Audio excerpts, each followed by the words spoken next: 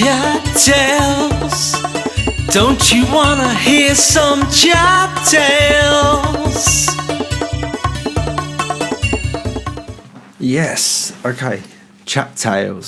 So for this month's episode, I am just going to carry on from this gig at the Bull and Gate, the Fever Dogs' last stand.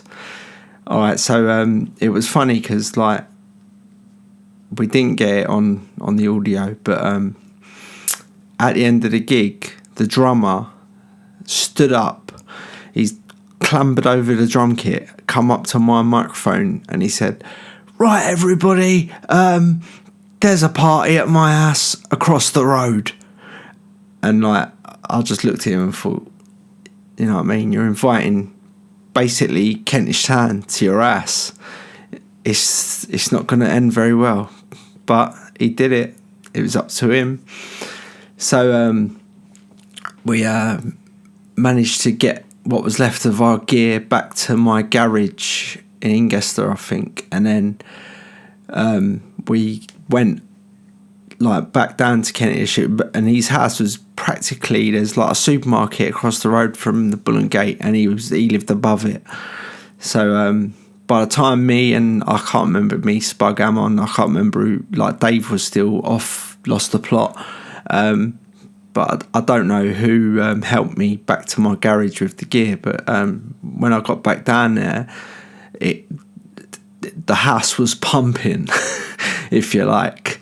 And I think the old supermarket, I think it might have gone past 11, but they served us drink anyway, so it didn't really matter. And I think Nick had a load of drink in his ass as well. So when I got back down with whoever I was with, I like opened the door and there's like a set of stairs going straight up to his flat. Like, so we're climbing up the stairs, and there's just people all on the stairs doing this and that, and girls and boys having a snog. So we got to the top of the stairs, and to start off with, it was like it was a decent party, you know what I mean? Like everything seemed to be sweet, everyone was happy. Like Nick was already in bed, like he was in his bedroom just dead to the world, like, but that's what you get for downing 4 bottles of wine before you go on stage. So like got up there, all my work pals are there, James BB,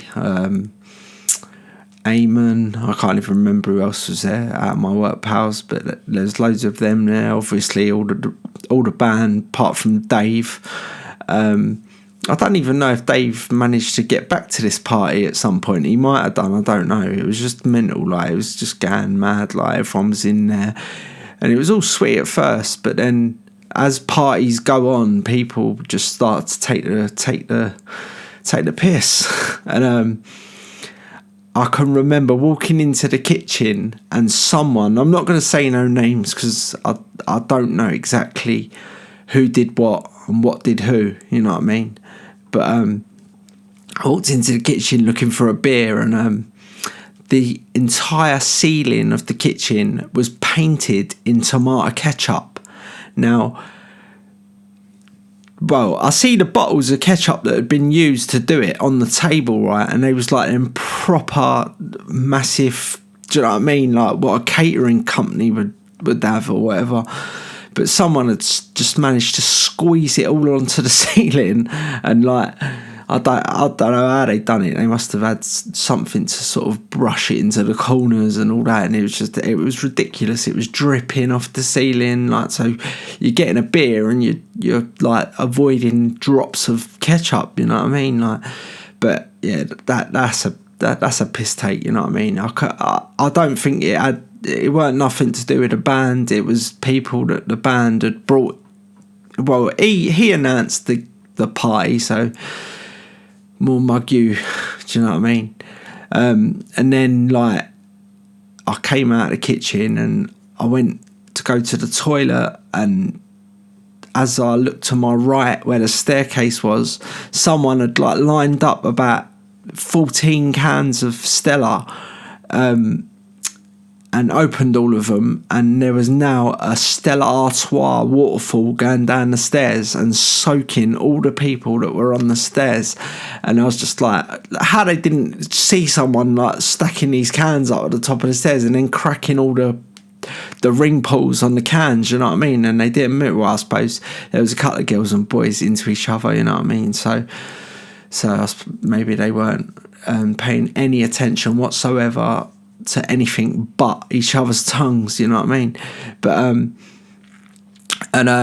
there was a lot of things were getting smashed, and do you know what I mean? And this party went on for a good couple of hours, like, and then I think at like, I don't know, 3 o'clock in the morning, everyone's like falling out the door, like, and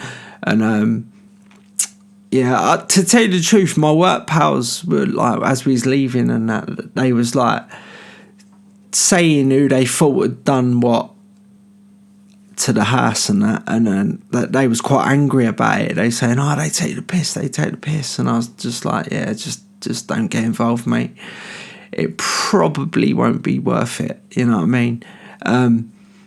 But yeah, it was just mad. It was a big bang for the Fever Dogs to go out with, you know what I mean? But yeah, everyone's falling out the ass, and the house is just looking a bit like Van Gogh's painting room or something. So yeah, everyone's like falling out the door and that, and then we've all started making our way off this way and that way and that way and this way, and I think Amon came back to my house that night, and he was actually sick. I let him stay in my bed, and I don't know why I let him stay in my bed, and I slept on the sofa downstairs, you know what I mean? But I was that was when I lived with my old girl, you know what I mean?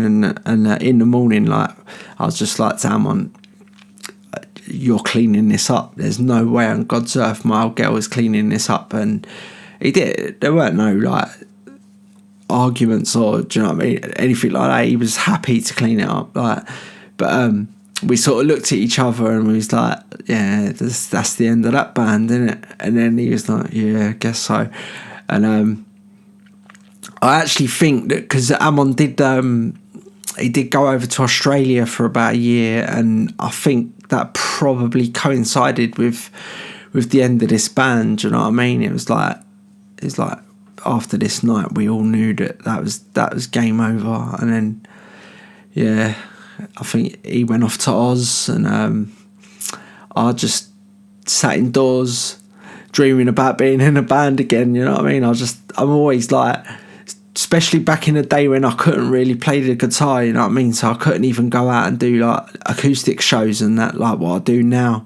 But yeah, so I was like always lost when I didn't have a band, and yeah, but there's more bands to come. But yeah, no, so that was the madness that happened after that gig. I didn't actually speak to Nick ever again after that night. Like that was it. Left his house, left his life. You know what I mean? Obviously, I still see all the other ones. You know what I mean? Spug, Amon, and Dave, because they're all like Kentish Town sort of. Maybe Spug was Highgate. I don't know.